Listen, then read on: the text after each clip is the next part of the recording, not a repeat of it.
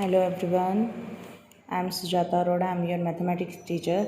Today we will start exercise 2.3, question number 3rd.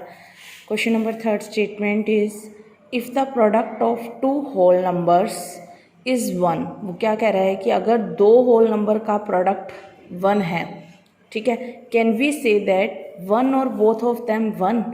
क्या ये तभी हो सकता है कि जब एक या तो एक नंबर 1 हो या दोनों ही 1 हो. Justify through example. अब देखो जैसे लास्ट क्वेश्चन था सेकंड, उसमें उसने कहा था कि प्रोडक्ट दो होल नंबर का 0 तभी आएगा जब उसमें से एक नंबर 0 होगा या दोनों नंबर 0 होंगे. अब इसमें वो ये कह रहा है कि इसमें अगर हम कोई भी दो होल नंबर को मल्टीप्लाई कर रहे हैं तो आंसर 1 तभी आएगा जब उसमें से एक जो नंबर है वो क्या होगा, 1 होगा, या दोनों नंबर क्या होंगे, 1 होंगे तब. Justify your. पहले अब देखो मैं इसका येस और नो बताने से पहले आपको एक एग्जांपल लेती हूँ जिससे आपको पहले क्लेरिफाई होगा. अब देखो मान लो मैंने एक नंबर ले लिया 6 और दूसरा नंबर ले लिया मैंने 1. तो अब 6 को अगर आप 1 से मल्टीप्लाई करोगे तो क्या आ रहा है, 6. सिमिलरली अगर मैंने कोई नंबर 3 ले लिया, 3 को अगर मैं 1 से मल्टीप्लाई कर रही हूँ तो 3 आएगा, 1 तो नहीं आ रहा ना. तो आंसर क्या हो जाएगा, नो. क्योंकि उसमें से अगर कोई भी एक नंबर 1 होता है, अगर दो होल नंबर को हम मल्टीप्लाई कर रहे हैं उसमें से एक नंबर कोई भी अगर 1 होता है तो जब हम उन दोनों को मल्टीप्लाई करते हैं तो हमारा आंसर 1 नहीं आ रहा. फिर दूसरा उसने कहा है both of them will be 1. अगर हम 1 को 1 से ही, अगर दोनों ही नंबर हमारे 1 है और 1 को 1 से मल्टीप्लाई करेंगे तो आंसर क्या आएगा, 1. तो यानी इसकी सेकंड स्टेटमेंट तो करेक्ट है लेकिन फर्स्ट करेक्ट नहीं है कि एक नंबर अगर हम 1 ले रहे हैं कोई सा और उन दोनों नंबर को मल्टीप्लाई करेंगे तो आंसर हमारा क्या आएगा, वो नंबर होल नंबर ही आएगा, अदर वाला 1 नहीं आएगा. तो इसका जब आप आंसर लिखोगे तो आप क्या लिखोगे, बोथ ऑफ देम 1. सिर्फ इस केस के लिए ये ट्रू है और दूसरे केस के लिए क्या है, wrong. Both of them 1. Now comes to question number 4th. देखो क्वेश्चन नंबर 4th क्या है, फाइंड यूजिंग डिस्ट्रीब्यूटिव प्रॉपर्टी. जैसे आपने 2.2 एक्सरसाइज में भी किया था ये question, find using distributive property. Product आपको इसका फाइंड आउट करना है, ठीक है. 728 इंटू 101 है. अब 101 को अगर आप स्प्लिट करते हो दो नंबर्स में तो आप इसको क्या लिख सकते हो, 100 + 1. डिस्ट्रीब्यूटिव प्रॉपर्टी क्या थी मैं आपको बता दूं, a इंटू बी प्लस सी. अगर इस तरह से कोई भी तीन नंबर हैं जिसमें मल्टीप्लिकेशन और एडिशन का कॉम्बिनेशन आता है तो आप क्या करते हो, a इंटू बी फिर प्लस a इंटू सी. इसी प्रॉपर्टी का अब हम यूज़ करेंगे. देखो इसको जब आप यूज़ करोगे तो 728 मल्टीप्लाई 100 प्लस फिर 728 की मल्टीप्लाई किससे होगी, 1 से. 728 मल्टीप्लाई 1. अब 728 को 100 से मल्टीप्लाई करो तो क्या आएगा, 72800 प्लस 728 को 1 से मल्टीप्लाई करोगे तो क्या आएगा, 728.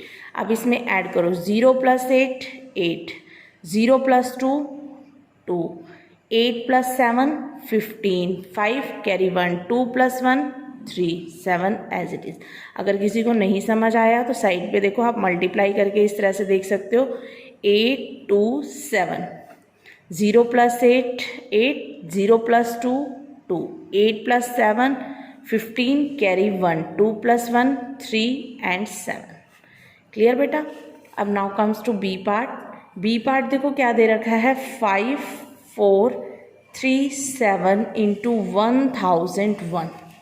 अब इसको आप स्प्लिट कैसे करोगे, 5 4 3 7 इंटू 1000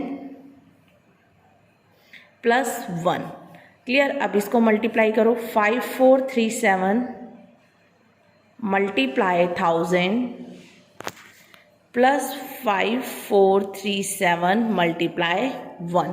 अब इसको इससे मल्टीप्लाई करोगे तो ये तो सिंपल हो जाती है मल्टीप्लिकेशन, 5 4 3 0 3 0 आ जाएंगी, प्लस इसको 1 से मल्टीप्लाई करोगे तो 5 4 3 7. अब इसको ऐड करो, देखो 0 + 7 7, 0 + 3 3, 0 + 4 4, 7 + 5 12, कैरी 1, 3 + 1 4 4 5. अगर किसी को नहीं समझ आता तो एडिशन मैं अगेन आपको करके दिखा देती हूँ. 5 4 3 7 0 0 7 3 4 5। देखो करो ऐड, 0 + 7 7, 0 + 3 3, 0 + 4 4, 7 + 5 12, कैरी 1, 3 + 1 4, 4 एंड 5। क्लियर बेटा। अब इसके जो अदर पार्ट्स हैं 2, बिल्कुल आपको इसी फॉर्म में ही करने हैं स्प्लिट। अब जैसे बच्चे कह रहे हैं कि 824 × 25, इसको आप क्या लिख लोगे 20 + 5, फिर आप वही डिस्ट्रीब्यूटिव प्रॉपर्टी, तो ये क्वेश्चन आप कंप्लीट करोगे। ठीक है बेटा।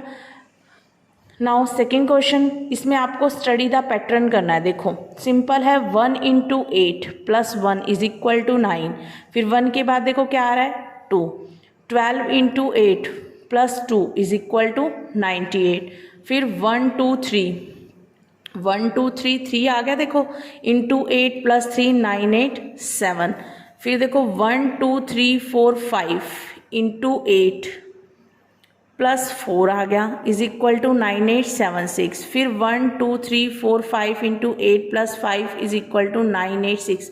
अब देखो इसके आगे आपको ना 2 स्टेप और लिखने हैं। देखो क्या बनेगा, अगर इस पैटर्न को हम फॉलो करते हैं तो इसका देखो क्या बनेगा, 1 2 3 4 5 तक तो आ गया। अब नेक्स्ट क्या आएगा 6, तो आप यहाँ क्या लिखोगे 6 × 8। अब देखो 1 2 3 4 5, अब नेक्स्ट टर्म भी क्या आएगी 6। क्लियर। फिर इसके बाद देखो फर्स्ट में 9, फिर 9 8, फिर 9 8 7, फिर 9 8 7 6, फिर 9 8 7 6 5, अब क्या आएगा 9 8 7 6 4। तो आप इक्वल में क्या लिख दोगे 9 8 7 6 4। अब इससे अगर नेक्स्ट स्टेप बनाओगे देखो वो क्या बनेगा, 1 2 3 4 5 6 5, एक डिजिट और कम, फिर × 8 + 6 के बाद एक इंक्रीमेंट हो जाएगा 7 = फिर 9 8, सॉरी यहाँ 5 आएगा, पहले 5 फिर 4। अब यहाँ पे क्या आ जाएगा 9 8 7 6 5 4, फिर एक डिजिट और कम हो जाएगी, क्या आ जाएगा 3। क्लियर बेटा। इस तरह से आपको ये पैटर्न फॉलो करना है।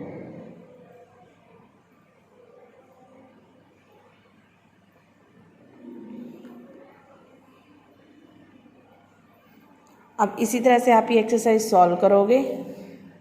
देखो स्टूडेंट्स, मैं आपको ये वाला पैटर्न अगेन एक्सप्लेन कर देती हूँ, कुछ बच्चों को कन्फ्यूज़न ना हो ताकि बुक से। देखो फर्स्ट आपका नंबर है 1 × 8 + 1, 1 × 8 + 1 9, फिर 1 के बाद देखो 2 आ रहा है, 12 × 8 + 1 के बाद फिर 2, फिर 1 2 3, फिर यहाँ भी 3 आ रहा है 9 8 7, फिर 1 2 3 4 × 8 + 3 के बाद 4, फिर यहाँ पे एक डिजिट डिक्रीज होगी, फिर 1 2 3 4 5 × 8 + 5, यहाँ पे 1 इंक्रीज और यहाँ डिक्रीज। अब अगर इसके हमें नेक्स्ट 2 लिखने हैं तो फर्स्ट टर्म तो देखो क्या आएगी 1 2 3 4 5 6, 5 के बाद 6 × 8 सब में सेम है, फिर देखो 1 2 3 4 5 इंक्रीमेंट हो रहा है, 5 के बाद क्या आ जाएगा 6, फिर यहाँ पे देखो 9 सेम, पहले 8 7 6 9 8, फिर 7 फिर 6 फिर 5, अब क्या आएगा 5 के बाद 4। क्लियर। फिर नेक्स्ट देखो क्या आएगा 1 2 3 4 5 6 7, एक इंक्रीज हो जाएगा, × में 8 प्लस फिर 1 2 3 4 5 6 के बाद क्या आएगा 7 = फिर 9 8 7 6 5 4, एक डिक्रीज हो जाएगा और 3। तो हमें नेक्स्ट 2 स्टेप ही राइट करने थे, दैट्स योर आंसर। क्लियर। अब बेटा आपको इस एक्सरसाइज को कंप्लीट अपनी फेयर नोटबुक में करना है। अगर किसी का भी कोई भी डाउट आता है तो आप पूछ सकते हो। ओके, थैंक यू बेटा।